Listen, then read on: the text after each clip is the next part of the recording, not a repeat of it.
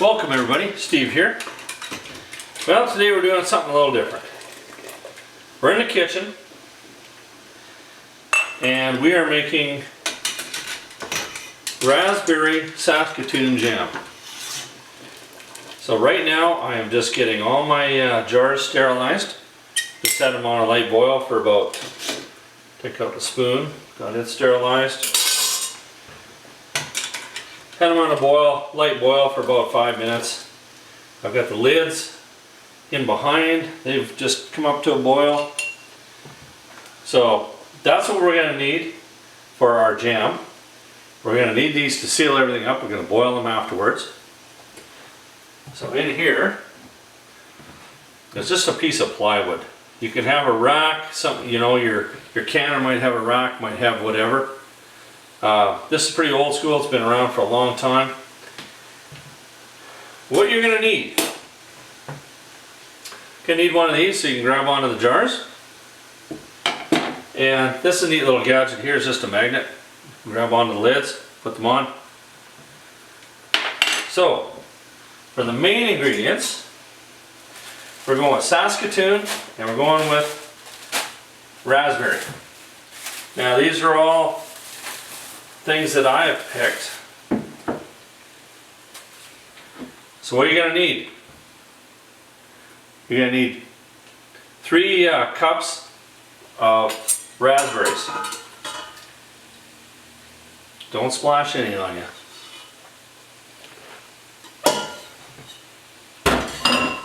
And then when I froze my Saskatoons, I actually just left them in 1 cup. You're going to need 2 cups Saskatoons. You use blueberries if you don't have Saskatoons in your region. Not a big deal. What we're going to do is we're going to bring this up to just a slight boil because we want the Saskatoons to break down. I'm just going to bring this down a little bit. And then to that we're going to add a pack of gelatin. So pectin, not gelatin. Can you do a pectin or gelatin? Not sure. Anyway, this is what I'm using, 1 pack. Follow the directions kind of from in here. I had to do some math. If you do raspberry straight up, it's quite a bit more sugar. So I did the math and I come up that we're going to need 6 cups of sugar. That seems like a lot. You're only putting a teaspoon on your toast at a time. So it's not that bad. Alright, we'll bring this up, and once it starts heating up, we're going to use the old potato smasher, and we're going to smash up the berries a little bit. If you don't do that, then you're just going to get whole berries, and that's not so good. So, I'm going to take a little bit of time, probably 5 minutes to get this close. And once it starts to heat up, we're going to put the pectin in. Let's get a zoom on that. What they also suggest is you put about half a teaspoon of butter in there, and that'll keep it from foaming a little bit. You're still going to have to skim the foam off when we're all done. But every little bit counts. It'll help out. Do it.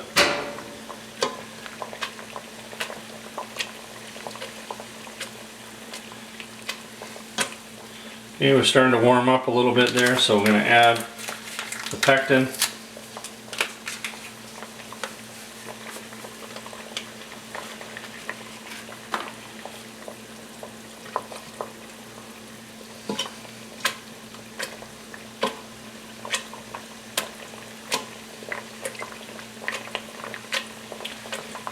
One of my most favorite things to do in the summertime, and maybe because I used to do it as a kid, is pick berries. It's one of the very few things where I kind of feel like, you know, you got a bit of a zen moment. And of course, you know, doing this, my mom does a really good job of this. She's canning stuff all the time.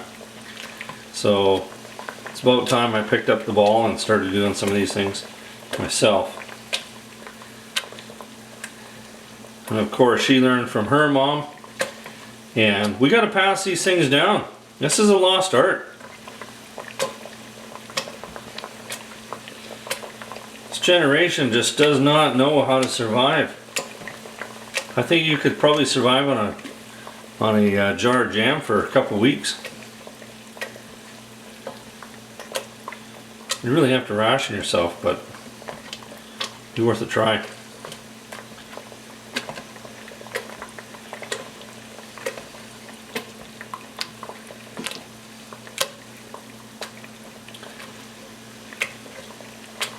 Okay, things are looking good. We're just starting to get to a bit of a boil here.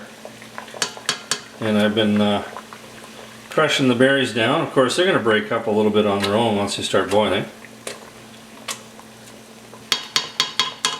You just want to go slow because, man, you get this raspberry juice on you.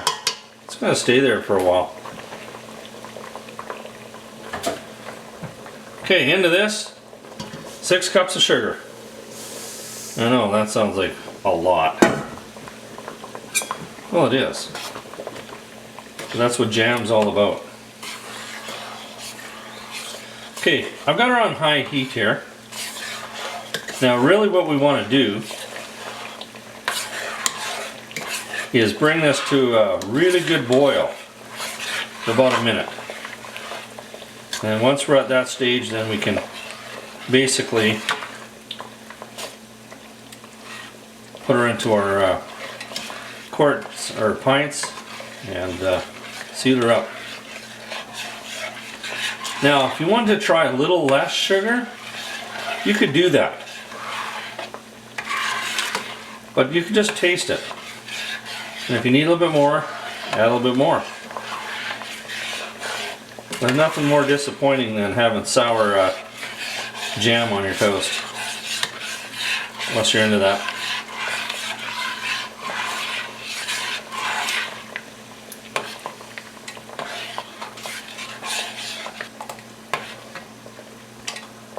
About that much on some ice cream right now would look really good.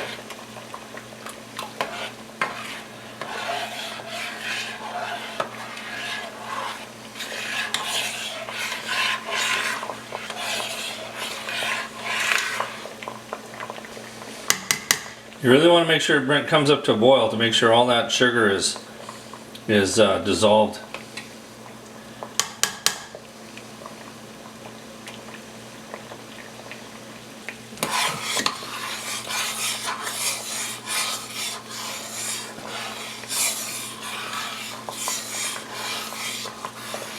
Okay, we got a really nice boil on right now.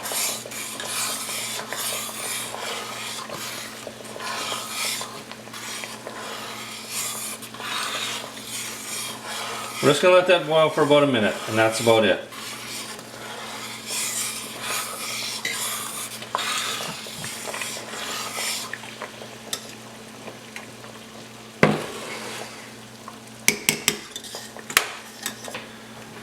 Now we've got a little bit of foam on here, not very much. So you can skim some of the foam off. Of course you can spoon that out and have that later.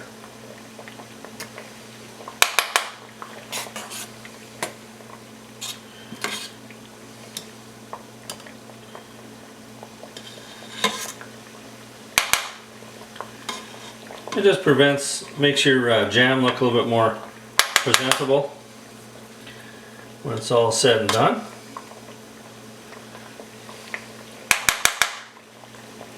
It looks pretty good. Okay, I think just a little bit more foam over here. We're ready to put all this stuff into the jar. Zzz. Okay, how I do that?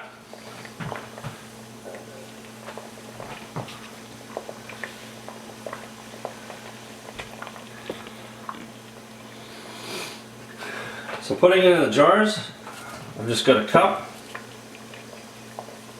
It's been sterilized. I hold my jar up here. You don't want to hold it down there because that's pretty hot. Basically, I'm just going to fill them up. About a half an inch from the top should be suffice.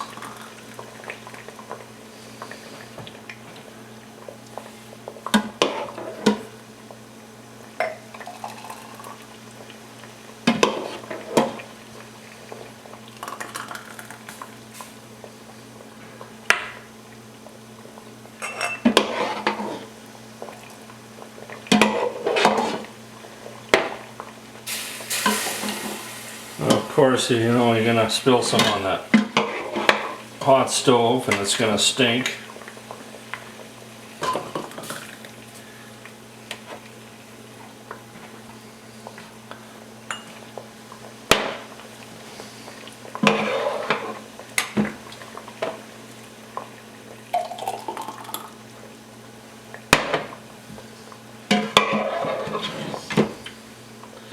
I might get one jar here that does not quite have very much in it.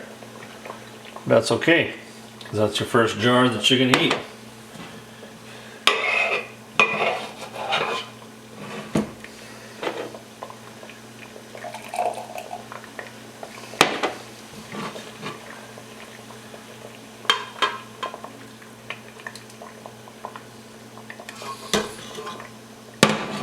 Of course, the cook gets to lick the pan up. This one here, we're probably not going to process it. We'll just put a lid on it and let it cool down, and we'll just consume this one.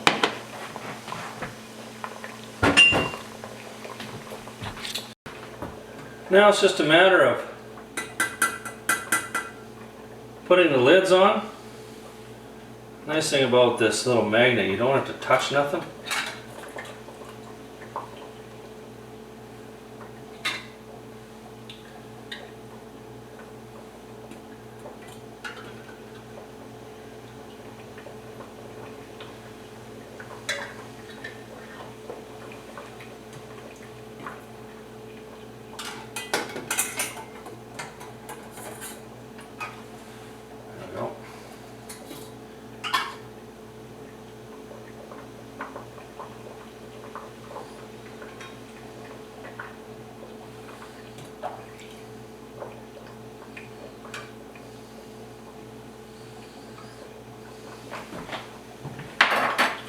Now, when we put the lids on,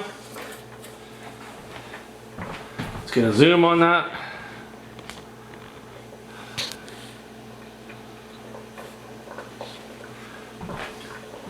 You just want to put them on snug and that's it.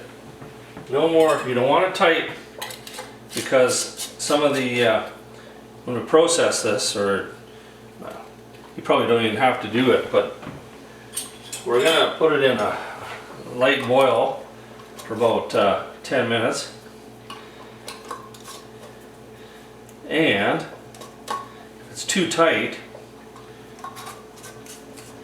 none of the gases would be able to escape.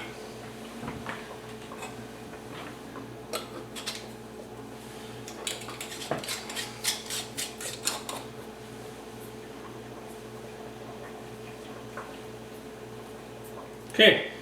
Now we're just going to put it in our lightly boiling bath here.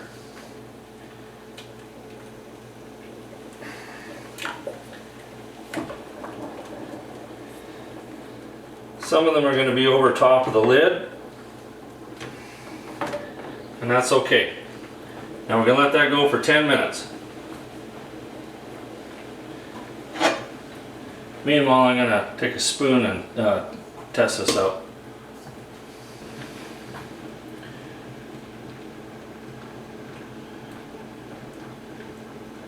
And that is all there is to it. So that 10 minutes goes by pretty fast, and basically if you take a look, it's about how long it took me to do my dishes, clean everything up.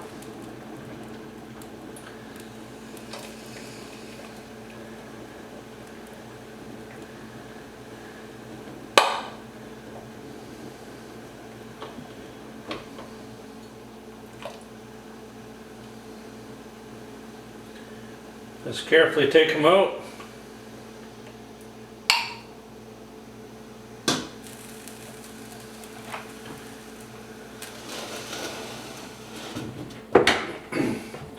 I'm just going to take the water off the top. Now, it's pretty good this time with, I've done this before, but if you spill some on the rim, when you're filling it, make sure you clean it off with just a little piece of paper towel. That's all you're going to need. Let that cool. You're going to start to hear them shrink and lids are going to suck in. And it's all good. It's good for tomorrow morning. So there. That wasn't that bad. It took us, I should have timed it, maybe a little over an hour. You got to get kind of set up. But you got something there that is better than the stuff you can buy. Really. Give it a shot. Till next time, I plan on doing some more. Hopefully do some tomatoes coming up, some pickles. I don't know what order they're going to be in, but you'll see me soon. Steve's Kitchen. Till next time.